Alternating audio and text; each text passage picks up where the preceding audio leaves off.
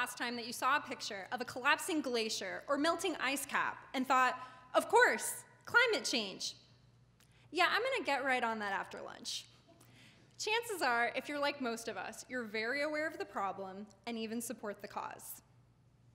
But you probably also feel pretty overwhelmed and don't know where to start. How am I supposed to stop that? Maybe you'd rather just take a nap, or figure it out after you watch videos of baby animals for a while instead. Maybe it was a documentary that really drilled home, forgive me, the message that something needs to change, but left you feeling hopeless. Or instead, maybe it ended with so many positive, uplifting stories that you feel pretty confident hanging back, because so many other people, other organizations, other countries are already working towards solutions, and we really don't have to worry about the problem ourselves. Well, it is our problem to solve. If the rest of the world consumed as many resources as the United States, we'd need more than 5 Earths to support our lifestyle. So we have to ask ourselves, what can I do? Which can be a pretty scary question, right? It's scary how much sacrifice may be involved, scary how much tie-dyed hemp clothes we may own, and scary that no matter how much we do, in the long run, it may not be enough. I've spent the last 7 years pursuing my PhD in human factors, a branch of psychology that focuses on designing with humans in mind. I focus my research on designing for human-friendly, sustainable living, and also understanding the individual barriers that keep us from taking part. It turns out that fear is at the top of the list, which is ironic, because if we're all held back by the fear that we don't have what it takes to go green, then we can't solve this serious problem. So tonight, I want to empower you with lessons on courage I've learned from my research and personal experiences so that you'll be armed with the confidence that you need to punch fear and pollution in the face. Let's get started. The first thing many of us experience when thinking about the environment is guilt. We all receive these messages online, from that one friend, and even on some gas pumps, reminding us that what we're doing is harming the environment. But in the moment, what's the alternative? Are you supposed to put the pump down and abandon your car? These messages are great at showing us that there's a gap between our values and how we're behaving, but they make us feel bad, like someone nagging us. And we're incredibly stubborn. We like to have all the things that we already like the way we like them all the time. You're telling me that I'm supposed to buy this $12 all-natural fabric softener? I don't even like the smell of clementines. The truth is, we tend to feel really great when we decide that we want to make a difference. It's why we donate our time and money to other causes we believe in. And what could make us feel better than saving the planet? After all, they say that Prius owners drive with one hand on the wheel and the other patting themselves on the back. So if we're ready to get started, we might worry that we have no idea what we're doing. Think globally, act locally? What if the local food has pesticides? What if it turns out that the worms in our new composting bin don't like the taste of curry?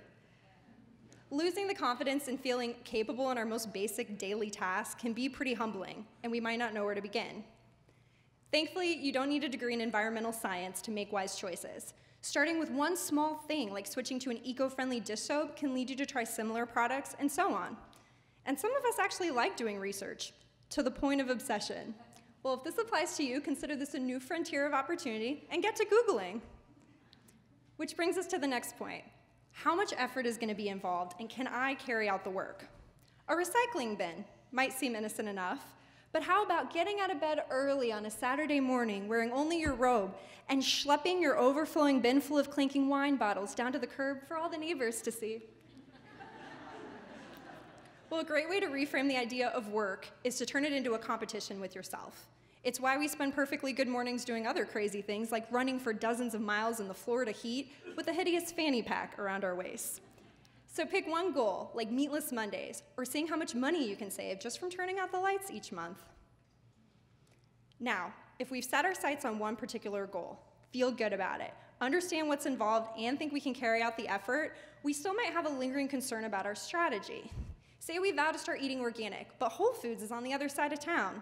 How is sitting in traffic for a 20-mile round trip really improving our carbon footprint?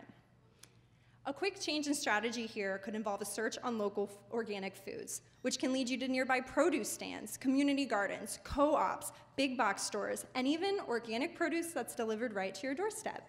When your approach isn't working, it's time to check in with yourself, adjust and tweak where needed, and move forward.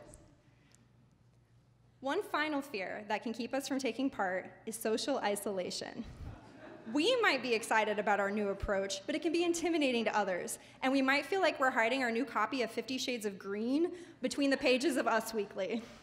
Maybe they'll worry that they're gonna hear a soapbox rant on landfills every time they throw something out. Well, there's no need to stay home from the party because of a meltdown over disposable plates. Why not sign up to bring them yourself? Biodegradable options are sold in most stores and are a great icebreaker. Once you start to share your story, you'll be amazed at how many other people want to swap tips and success stories of their own. Before you know it, you'll start to gain this incredibly affirming sense of community. Individually, what we're doing might seem small and insignificant, but if everyone were taking part, the impact would be monumental. Once everyone's individual piece starts to come together, this feeling of connection and progress really begins to make the movement move.